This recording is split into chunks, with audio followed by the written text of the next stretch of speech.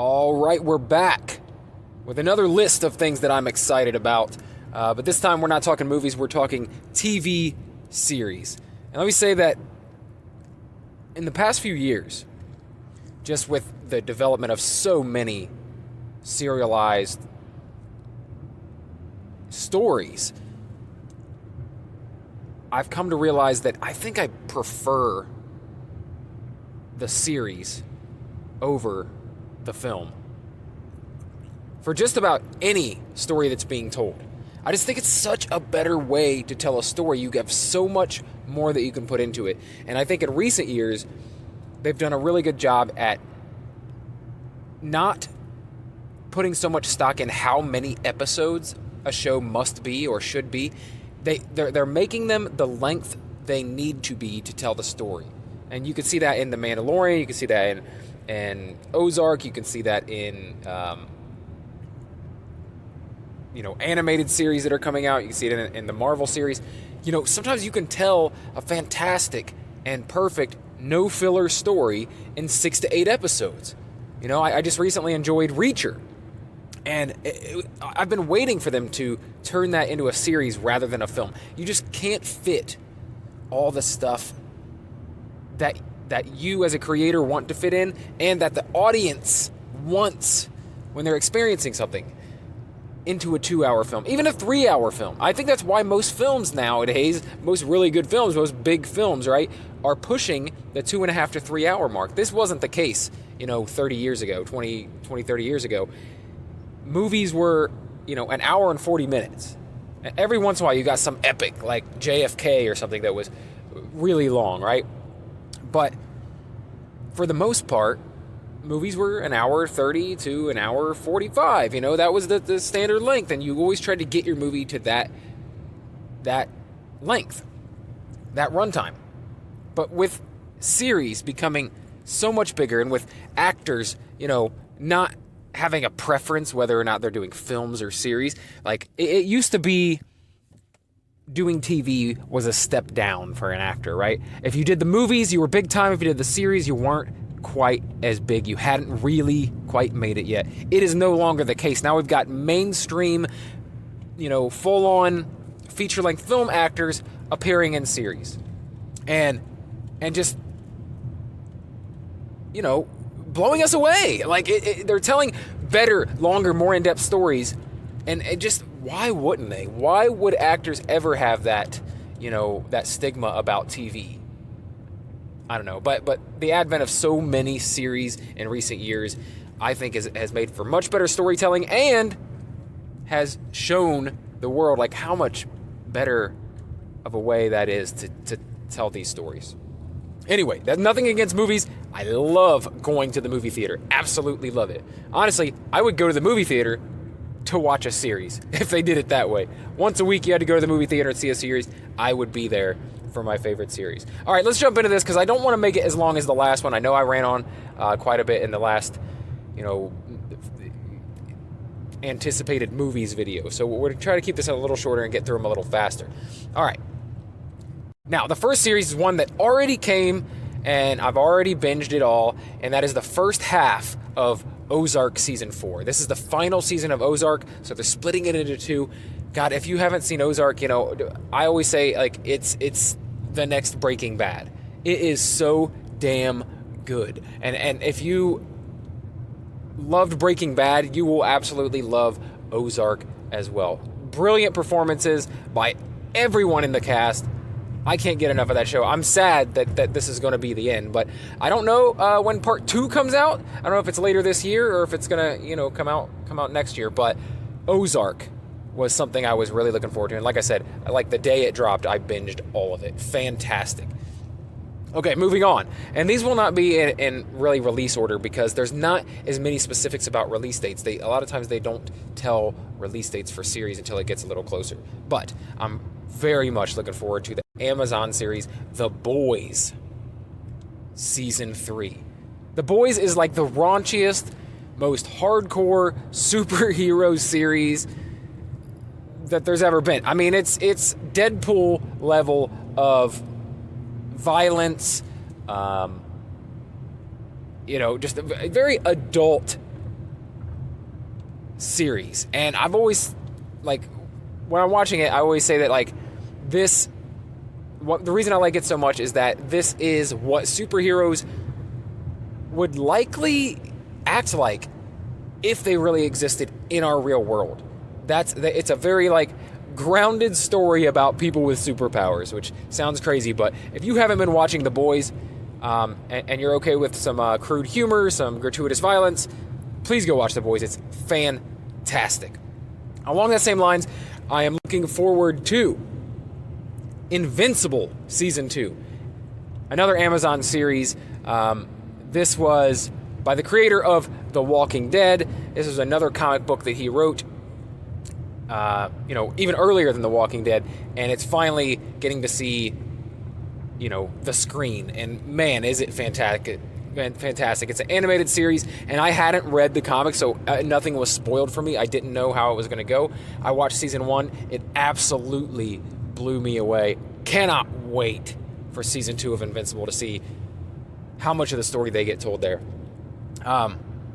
It just ended on a cliffhanger. Can't wait.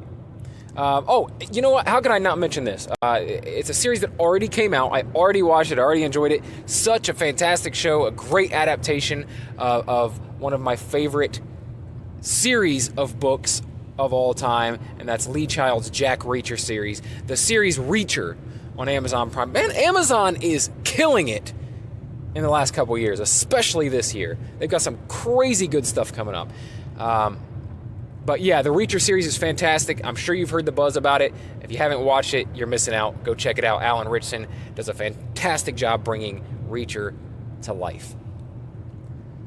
All right, one more. I won't say this is the last Amazon series that I'm going to talk about, but the last one in a row that I plan to talk about. And that is an upcoming series. It's based on another thriller novel book series, and it's The Terminal List. And this is an adaptation of Jack Carr's James Reese character in his first story, The Terminal List.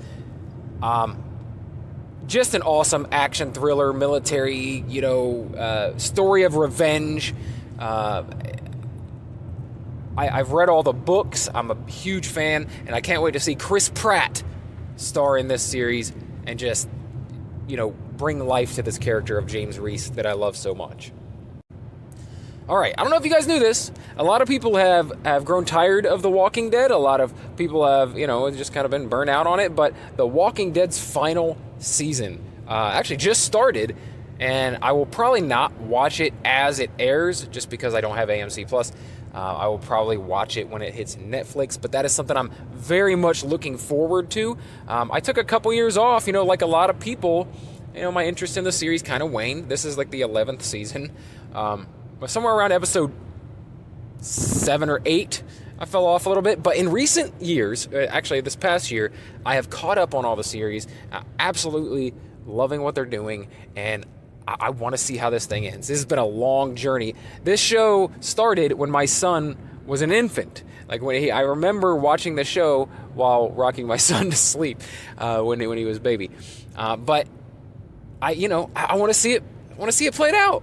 I want to see it. 11 seasons, and I want to see how this thing ends.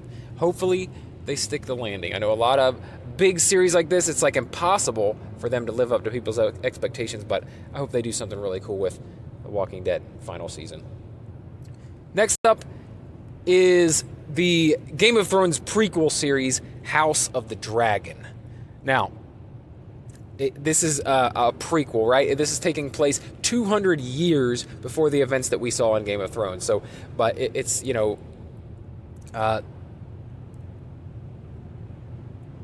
that it's very much historical for that show. It's going to show us what was going on with the families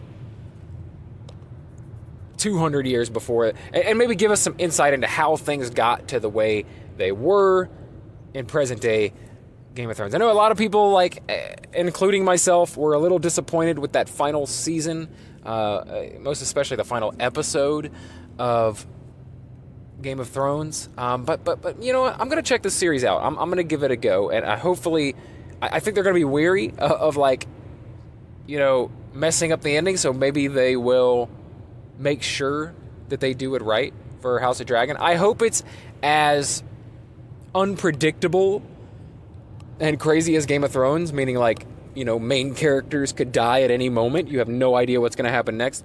I really hope we get that with this series as well, because I am missing that.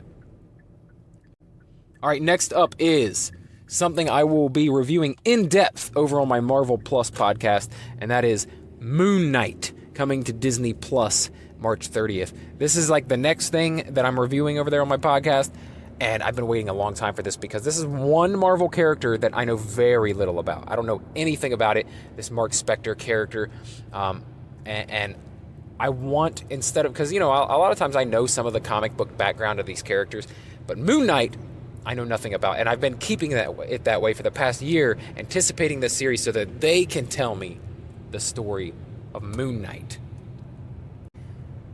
Up next, more Disney Plus Marvel series, Ms. Marvel, the story of Kamala Khan, teenage Pakistani-American superhero.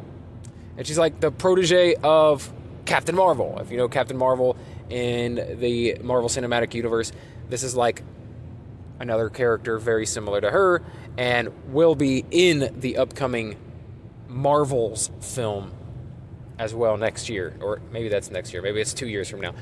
But yeah, looking forward to it. I don't know as much about it. We haven't really seen a trailer for it yet, but yeah, always looking forward to the Disney Plus Marvel series. And one more of those series to round this thing out, She-Hulk.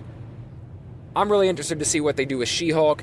It looks like they're going to bring in Bruce Banner for the series as well, to tell this story of Jennifer Walters, the She-Hulk, who, at least in the comic book origins, gets her power from her cousin Bruce Banner, and that's how she ends up as this, monstrous, muscular, powerful woman, She-Hulk.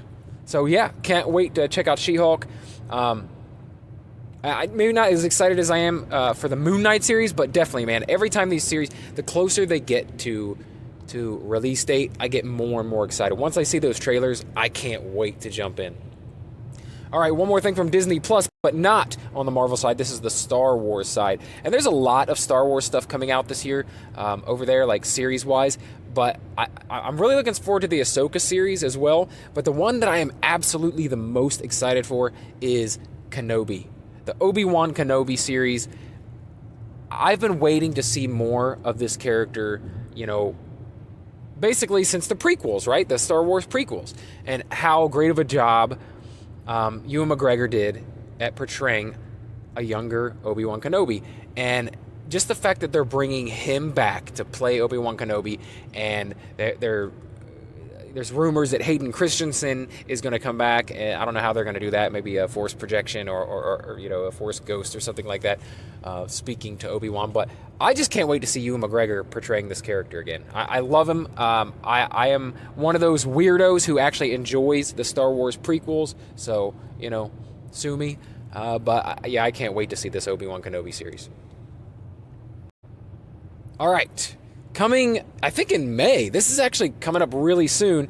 This is the fourth and I think final season of Stranger Things. Now, I heard somewhere else that they might be doing 5 seasons, but I don't know. That remains to be seen. This might be the final season. We'll see when the trailer comes out. They'll probably announce it if it is like the final season.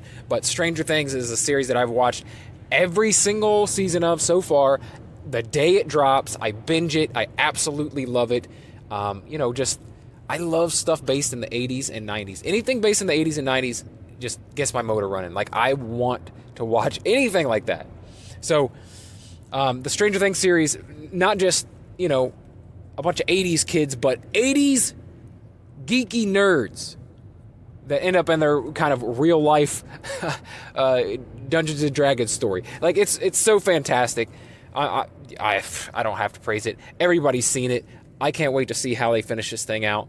And I'm looking forward to see what these kids look like. It's been like 3 years since we got a season of the show. And so everyone's going to be much older. It's going to be a very different feel, I think. We're going to be dealing with 15, 16, 17-year-old kids, So should be very different. Can't wait for that. All right, last but not least, coming in December, The Mandalorian Season 3. And I would have put Boba Fett on this list because I was looking forward to it, but now that I've seen it, I'm not going to lie to you, it was okay. It was just okay. I thought it was kind of weirdly thrown together. I didn't know exactly what they were doing, but I absolutely loved the Mandalorian episodes of that. The Mandalorian shows up for 2 episodes and basically takes over the show and gets me and everyone else really excited for the Mandalorian Season 3. So holy crap. Yeah, man, this list is obviously a lot of comic book stuff, a lot of Star Wars stuff. That's just me, man. I'm a big old geek. But yeah, I can't wait for these to come out. And yeah, let me know in the comments below, what are you most looking forward to? Did I talk about it here? Is it one of the things I mentioned but didn't go in detail on? Is it something that has nothing to do with, fantasy, comic books, superheroes? Maybe you're looking forward to this year's period drama. Maybe you're into 1883 or Yellowstone or something like that. But let me know in the comments below what you're most looking forward to watching in serialized storytelling this year. And yeah, like the video, share the video with people that might be interested in this type of content. And if you subscribe to the channel, which I hope that you do, what I do here is I try to talk about something that I enjoy every day. I'm not perfect. I'm not here every single day sometimes, but I give it my damnedest. And I just like to come on here and talk about the things that I enjoy, and hopefully you enjoy as well. So if you're into that, if you can vibe with that, if you want to get something new and interesting in your feed every day that's mostly pop culture and entertainment related, then please subscribe to the channel. And if you do decide to stick around, then I will talk to you again tomorrow. Thanks.